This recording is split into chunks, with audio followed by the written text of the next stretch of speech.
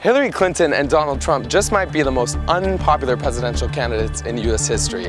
And that's only made this whole election year that much more depressing. But if you haven't completely given up on voting for the lesser of two evils, you may be all the more pissed to realize your vote may not matter at all. 126 million Americans voted in the last presidential election, but the president was actually chosen by just 538 people known as electors.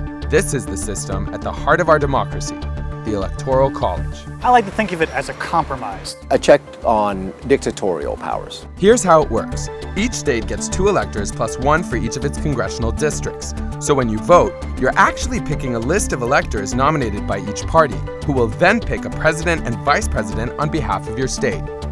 This sounds pretty undemocratic. I mean, who are these people? And why do they get to decide? I went to Atlanta to talk to one of them.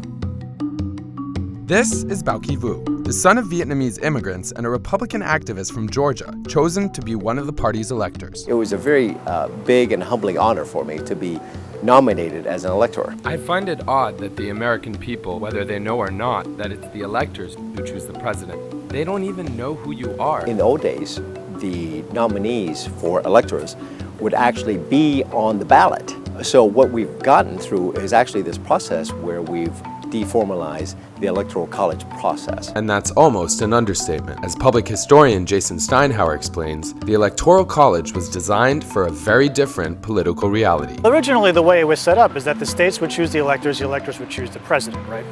That was before political parties. So that's another important contextual issue to think about when thinking about the Electoral College. Political parties didn't exist in 1787. But today, the electors are largely chosen by the political parties. Right. Sound like a conflict of interest? When you go to vote, you actually are voting for a party. So if you Georgians vote for Trump, what you're actually doing is voting for Bao Ki to then choose who he thinks should be president. Except with his party's candidate being this guy, he just couldn't bring himself to do it. I got up at 4 a.m. and I thought, you know what, I've seen enough of this. This was a process of many decision points, with the last straw being the attacks on the Khan family.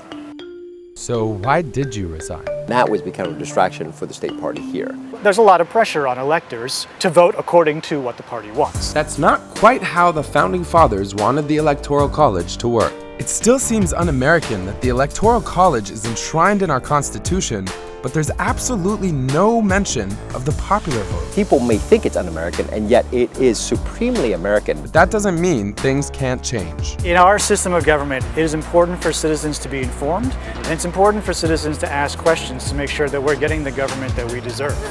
And so it's perfectly fair to ask if the Electoral College still serves the best purpose.